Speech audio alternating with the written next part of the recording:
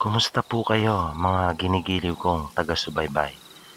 Muli po ay narito tayo para sa isa na namang kwento ng kababalaghan. At tulad po ng dati, ay hangad ko pong lagi na sana'y abutan po kayo ng pagtatangal na ito na nasa mabuti pong kalagayan, ligtas sa anumang uri ng kapahamakan at karamdaman. Ang kwentong tampok po natin sa pagkakataong ito ay nagmula sa isa nating masugid na taga-subaybay na si Eric. Ayon sa kanya ay isinilang siya at doon na lumaki sa kanilang baryo na kung saan ay bantog ito na pinamumugaran ng mga pamilyang may lahing aswang at nakikilala nila kung sino-sino ang mga ito. Ang bayan nila ay kilala pagdating sa aswang sapagkat sila mismo ay saksi sa napakaraming kababalaghang naganap sa kanilang lugar na dulot ng mga nilalang na ito. Isa siyang gwardya at karamihan sa kanyang mga kasama ay mga hindi taga roon. Ang kanilang binabantayan ay isang palaisdaan na may lawak na 260 ektarya. Minsan ay nagpaalam sa kanya ang kanyang kasamang si Erwin na maliligo lang daw ito sa ilog. Pinaalalahanan niya ito na mag-ingat pagkat ang ilog ay malapit sa bahay ng isang kilalang aswang sa kanilang lugar. At sapagkat dayo lamang ang kanyang kasamahan, ay lubha siya nag-aalala para dito, na hindi naman niya magawang masamahan sapagkat naka-duty siya ng mga oras na iyon. Kaya tanging pagpapaalala lamang ang pwede niyang gawin. Matapos iyon ay nagtuloy na ang kanyang kaibigan papunta sa ilog. Makaraan ang may isang oras ay nakita na lamang niya ang kanyang kaibigan na sumisigaw at humihingi ito ng saklolo.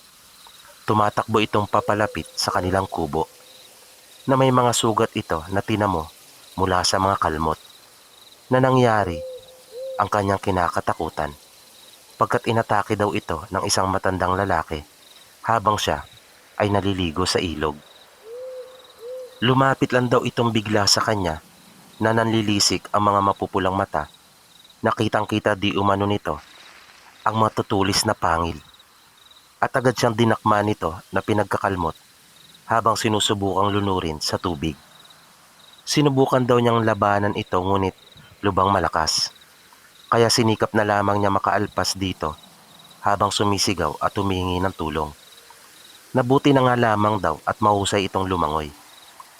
Pinakalma naman siya ni Eric at sinabing huwag mag-alala pagkat kanilang pupuntahan ito sa kanyang bahay sa kinabukasan. Nang sumunod na araw, maaga pa, ay pinuntahan nila ang sinasabi ng kanyang kaibigan na umatake sa kanya. May dala silang baril at itak bilang proteksyon na rin para sa kanilang mga sarili, na ano't anuman ang mangyari ay may panglaban sila. Pagdating nila sa bahay nito, ay kanya itong pinalabas at kinumpronta sa kanilang lingwahe na sinasabing bakit naman niya inatake ang kanyang kaibigan. Ipinaalaala niya dito na nakikilala niya siya at ang kanyang buong pamilya.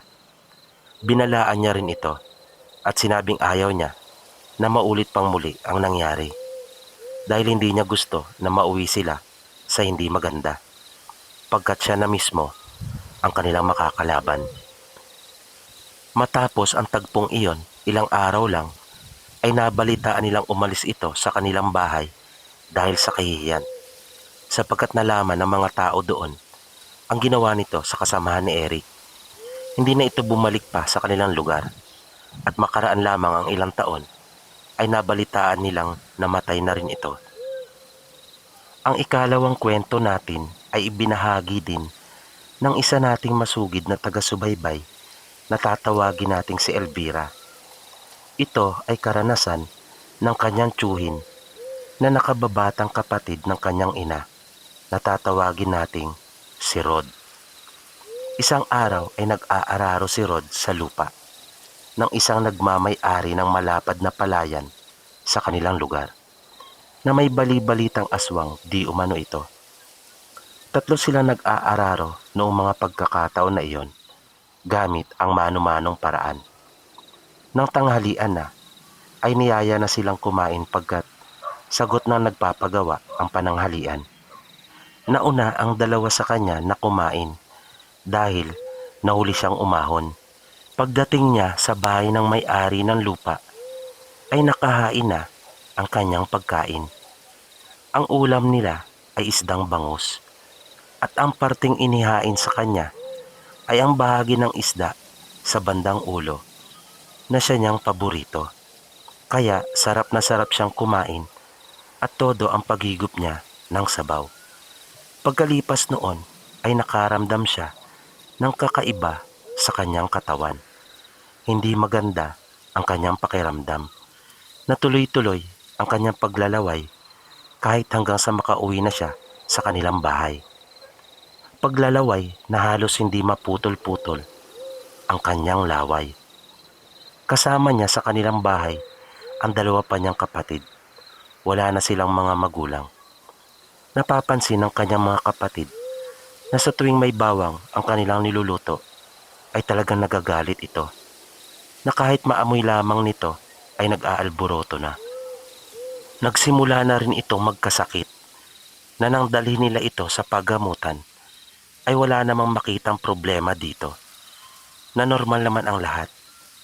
Nang halos hindi na alam ng kanyang mga kapatid ang kanilang gagawin, ay doon na nagpasya ang isa pa nilang kapatid na si Lynn na kunin na muna ito at dalhin sa kanilang bahay upang mapatingnan sa isang manggagamot. Nang dumating na ito sa kanilang bahay ay sobrang payat na ni Rod na halos butot balat na ang pangangatawan, na nanlalalim na ang mga mata at hindi ito mapakali, na tila lagi itong init na kung makatingin ay akala mo kakain ng buhay. Nang patingnan ito ng kanyang kapatid na si Lynn sa kilalang manggagamot sa kanila ay nalaman nilang nayanggaw ito na ipinadaan sa pagkain na itinira sa kanya noong araw na iyon na nag-aararo siya sa kanila. Ilang beses silang bumalik sa manggagamot upang tubahon siya o palabasin ang sisiw na unti-unti nang nabubuhay sa kanyang tiyan.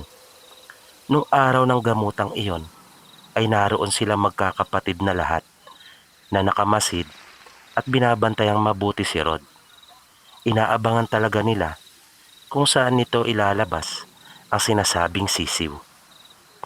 At nang may ipainom dito ang manggagamot ay nakita nilang idinumi niya ang sisiw na iyon, na nakita pa nilang may balahibo na ito, ngunit patay na.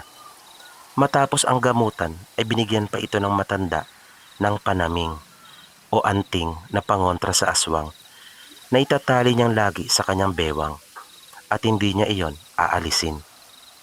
Dahil doon ay unti-unti nang gumaling si Rod, at nang makabalik na siya sa kanila ay kanyang kinumpronta ang may-ari ng lupa na pinaghihinalaan niyang iyon ang nagyanggaw sa kanya.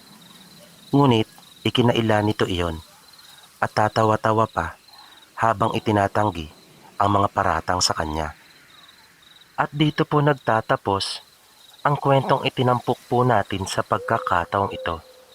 Muli, sana po ay inyong nagustuhan at naway patuloy nyo pang subaybayan ang mga susunod pa po nating kwento dito lamang sa Mga Totoong Kwento ng Kababalaghan. Mabuhay po kayong lahat. Maraming salamat po at hanggang sa muli.